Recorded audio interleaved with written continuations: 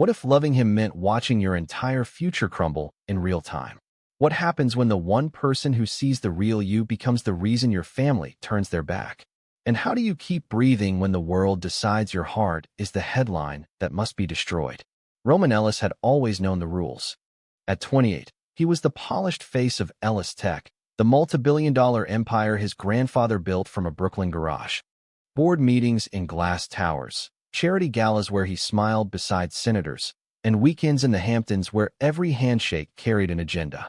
His driver, Benjamin Carter, had been part of the machinery for 3 years, quiet, steady, 6'2" of calm competence who never asked questions and never missed a pickup.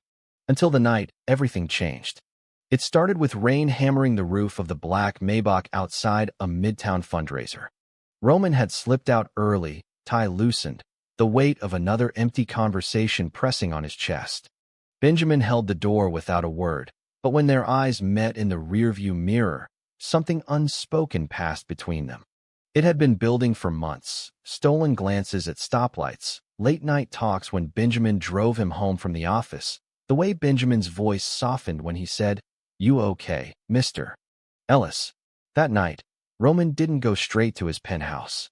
"Pull over," he said. Benjamin found a quiet side street near the Hudson. They sat in silence until Roman finally spoke. "I'm tired of pretending." Benjamin turned, rain streaking the windows like tears. "Pretending what?" Roman's answer was the first honest thing he'd said in years. "That I don't feel something when you're near me." The kiss happened like breathing, natural, inevitable, terrifying.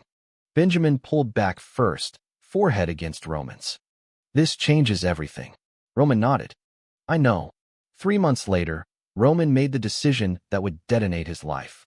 He cleared the guest wing of his Tribeca penthouse, moved Benjamin's few boxes in himself, and posted a single Instagram photo.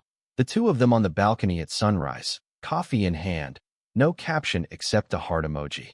Within an hour, the comments exploded. By noon, every gossip site in New York had the story. Billionaire heir Roman Ellis moves male driver into luxury penthouse. Romance or rebellion? Roman stood in the kitchen that afternoon, phone buzzing nonstop, watching Benjamin chop vegetables with the same steady hands that had steered him safely through Manhattan traffic for years. "You can still walk away," Roman said quietly. Benjamin set the knife down, crossed the room, and cupped Roman's face. "I'm not going anywhere. But you need to be sure." Roman kissed him again, slower this time, tasting certainty. "I've never been more sure." The first crack appeared the next morning. Victor Ellis, Roman's father, the iron-fisted CEO, called at 6:17 a.m. "My office." Now, Roman arrived to find the boardroom already assembled, faces grim. Victor didn't yell. He simply slid a printed statement across the mahogany table. "We're releasing this at 9. Roman read it once, then again, the words burning into his retinas. "The Ellis family deeply regrets the recent personal choices of our son Roman. While we respect individual privacy, we cannot condone behavior that undermines the values and legacy our company was founded upon." Effective immediately, Roman Ellis is relieved of all operational duties pending further review. Roman looked up, throat tight.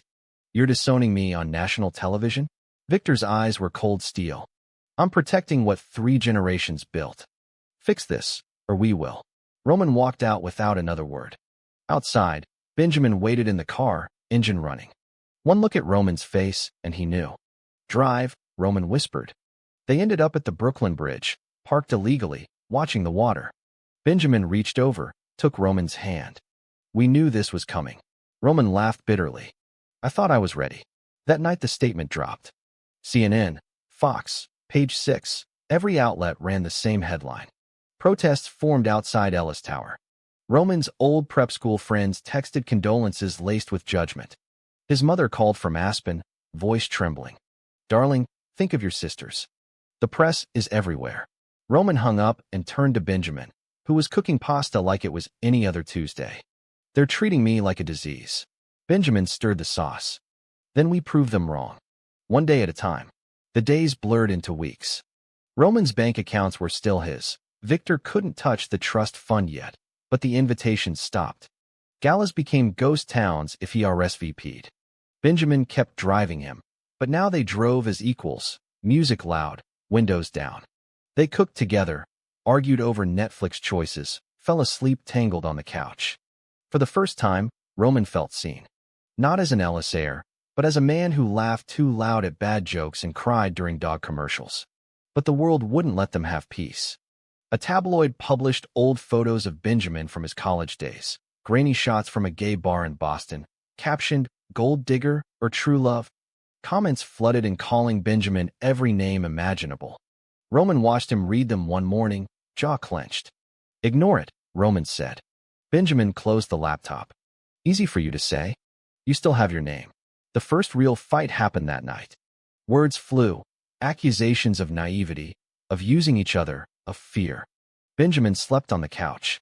Roman stared at the ceiling until dawn, wondering if love was enough when the world kept trying to tear them apart. By the end of the second month, the pressure had carved new lines around Roman's eyes. He spent his days in the penthouse, fielding calls from lawyers, trying to salvage what he could of his role at Ellis Tech.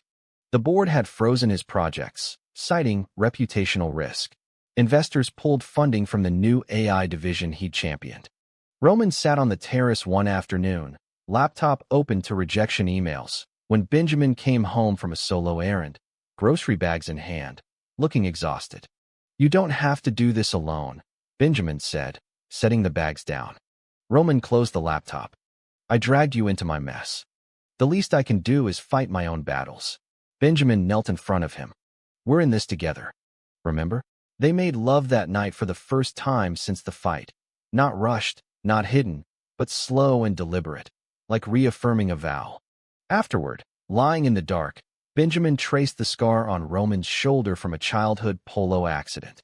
"Tell me about the boy you were before all this money." Roman talked until the sky lightened. About the pressure to be perfect, the fear of disappointing his father, the nights he'd cried alone in boarding school realizing he was different. The next morning brought fresh hell. Victor scheduled a press conference. Roman watched it live from the kitchen island, Benjamin's hand on his knee. Victor stood behind a podium flanked by American flags, voice steady. "My son's choices are his own, but the Ellis family cannot and will not endorse a lifestyle that contradicts our founding principles of family, faith, and integrity. We ask the media to respect our privacy during this difficult time." The room erupted with questions. Someone shouted, "Does this mean Roman is no longer heir?" Victor's answer was a single word, "Yes." Roman's phone exploded. His younger sister Claire texted, "Dad's lost his mind. Call me."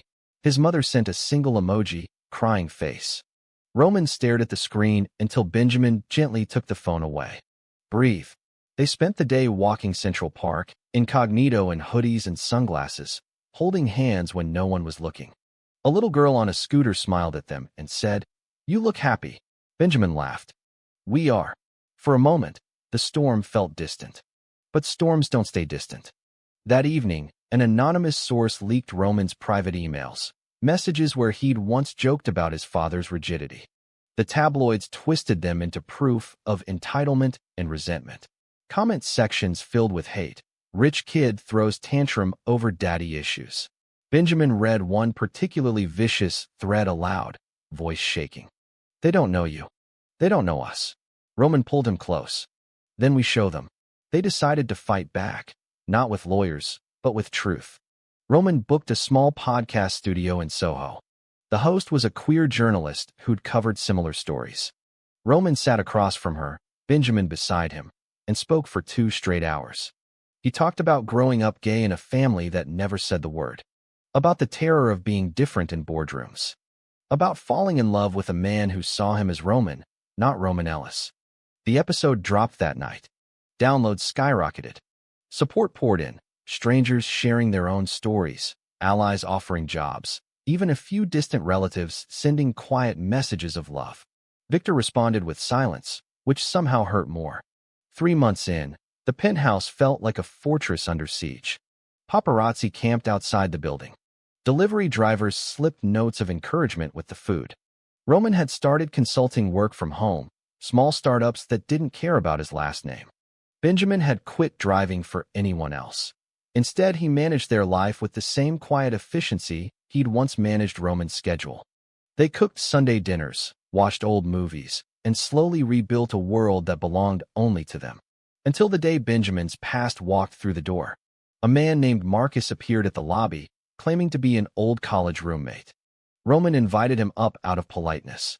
Over coffee, Marcus casually mentioned the wild nights in Boston the boyfriends Benjamin had before becoming a driver. Nothing explicit, but the implication was clear: Benjamin had been around. Roman felt the old insecurity flare. That night, after Marcus left, Roman asked the question he'd promised himself he wouldn't. Were there others like me? Benjamin's face hardened. There were people. None like you. But if you're going to doubt me every time someone from my past shows up, maybe we're not as strong as I thought. The argument escalated. Words like gold digger and slumming it flew from Roman's mouth before he could stop them. Benjamin left for the night, staying at a friend's.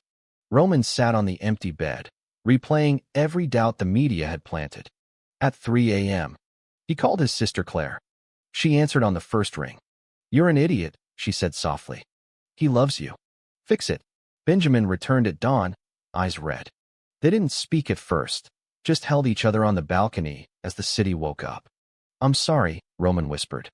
"I let them get in my head." Benjamin nodded. "We both did. But we choose each other every day. That's what matters."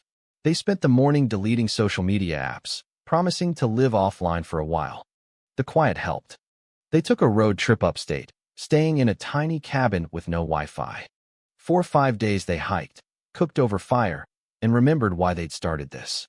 Back in the city, a new crisis waited.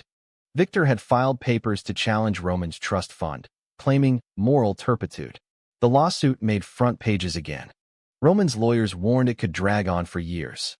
Benjamin found him in the study at midnight, staring at legal documents. "We'll figure it out," Benjamin said. "Even if we lose everything." Roman looked up, surprised by the peace in his own voice. "I already have everything that matters." The lawsuit dragged through summer. Court dates, depositions, endless speculation. Roman lost 20 pounds from stress. Benjamin cooked every meal, forced him to sleep, reminded him to breathe. One particularly brutal day in court, Victor's lawyer painting Roman as unstable and influenced, left Roman reeling. He came home and collapsed on the couch. Benjamin sat beside him, rubbing his back. "You're not what they say." Roman turned, eyes wet. "What if I am? What if I'm just a spoiled rich kid who ruined his life for a crush?" Benjamin's answer was simple. "Then I'd still love the man who had the courage to choose me." That night they talked until sunrise, about Benjamin's childhood in a small Pennsylvania town, the father who kicked him out at 17 for being gay, the years of odd jobs before landing the Ellis gig. Roman listened and realized how much he'd taken for granted. "I thought my pain was the biggest," he admitted. Benjamin smiled sadly. "Pain isn't a competition. But we both survived it. That's why we fit." The media storm began to shift. A viral video of the two of them grocery shopping, Benjamin teasing Roman about his terrible produce choices, humanized them. Donations poured into LGBT youth centers in their names. Roman's sister Claire started visiting, bringing her kids, normalizing the new normal. Even some board members quietly reached out, saying Victor's hardline was costing the company talent. Then came the betrayal no one saw coming. Marcus, the old college friend, sold a fabricated story to a tabloid claiming Benjamin had been paid off from the beginning. The headline, "Driver's X claims it was always about the money." Roman read it first and felt the floor drop. Benjamin walked in, saw his face, and knew. "I never took a dime I didn't earn driving." Roman believed him instantly. They hired a new PR team, issued a joint statement, and for the first time Roman stood in front of cameras himself. "The man I love has stood by me when the entire world turned away. That's worth more than any trust fund." The lawsuit settled out of court 2 weeks later. Victor dropped the challenge in exchange for Roman stepping down from the board permanently. It stung, but Roman signed the papers with steady hands.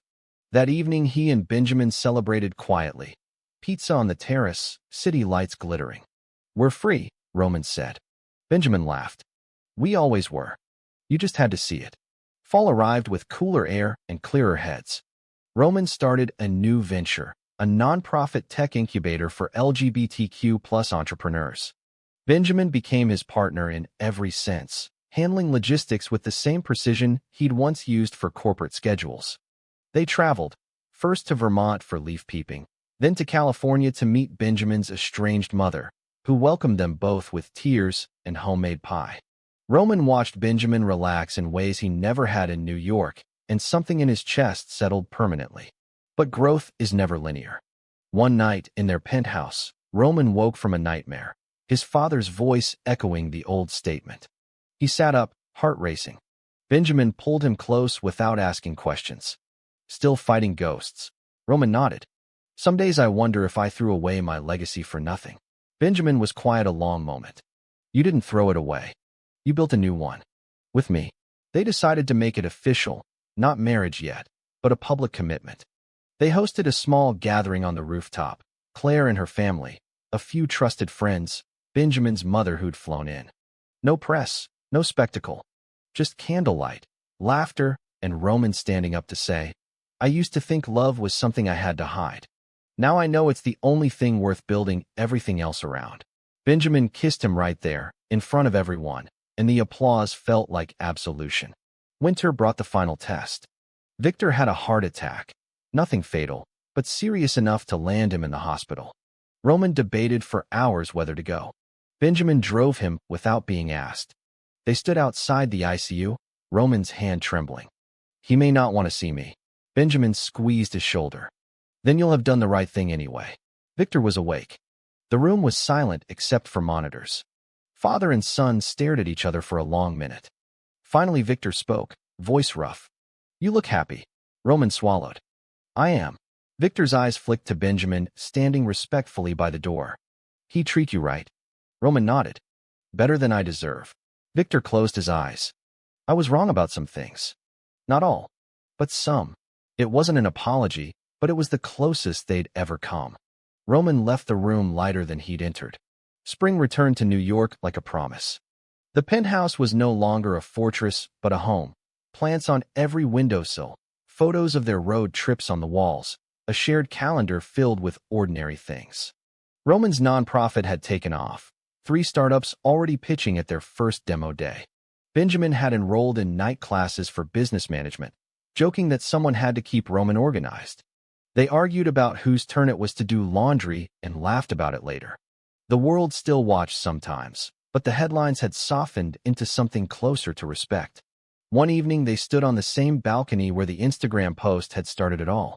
The city hummed below, lights twinkling like stars that had finally aligned. Roman turned to Benjamin. Remember the night I asked you to pull over? Benjamin smiled. Best decision I ever made. Roman took his hand. I used to think I had to choose between who I was and who I loved. Now I know they're the same thing. Benjamin pulled him close. We made it. They didn't need grand gestures anymore. Just this, 2 men who had walked through fire and come out stronger, kinder, more themselves. The empire Roman was born to inherit had changed shape, but the life he'd chosen felt bigger than any boardroom. In the quiet that followed, Roman understood something profound. Courage isn't the absence of fear.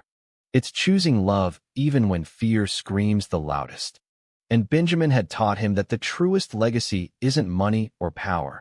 It's the courage to live openly, to love fiercely, and to become the man you were always meant to be. After everything we've been through together in this story, I've come to see that real love isn't the fairy tale ending. It's the daily decision to stay when walking away would be easier. The lesson here is simple but hard one. Authenticity costs everything until you realize it gives you back something priceless, yourself. Don't wait for permission to live your truth. Build your own legacy with the people who see you clearly. That's the only inheritance worth protecting.